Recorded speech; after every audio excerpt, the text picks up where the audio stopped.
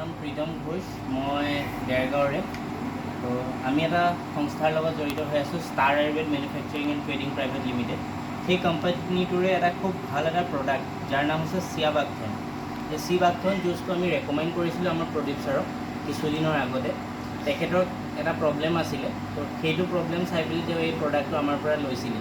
বৰ্তমান তেখেতৰ মুখৰ দ্বাৰা শুনিম যে তেখেতে কেনেকুৱা পাইছে প্ৰডাক্টটো ইউজ কৰি। ছাৰ হয়, মইতো খোৱাৰ পৰা যথেষ্ট ভাল পাইছোঁ। মই আগতে এলোপেথিক চিকিৎসা কৰি আছিলোঁ। হয় হয় চিলিডৰ ডি বুলি এইটো কেপচুল খাই আছিলোঁ।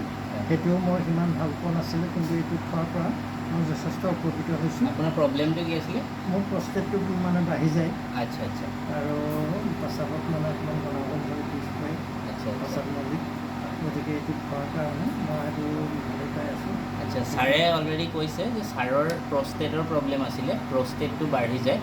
তো বৰ্তমান এইটো খোৱাৰ পৰা তেখেতৰ প্ৰষ্টেট নৰ্মেল আছে আৰু পেচাবৰ কিছুমান সমস্যা দেখা দিয়ে, সেইবোৰ এতিয়া বৰ্তমান নৰ্মেল হৈছে চিয়াবাকথন জুচটো ইউজ কৰাৰ পৰা। আনক কি ক'ব ছাৰ, ৰেকমেণ্ড কৰিব? নাই, এইটো মই এইটো সকলোকে যিসকলে এইটো ৰোগত ভুগি আছে তেখেতসকলকো মই এইটো ব্যৱহাৰ কৰিবৰ কাৰণে মোৰ ফালৰ পৰা অনুৰোধ জনাইছোঁ, যাতে তেওঁলোকে এইটো ব্যৱহাৰ কৰি উপকৃত হয়। তাৰ বাবে মই তেখেতসকলক মানে অনুৰোধ জনাওঁ। Thank you sir.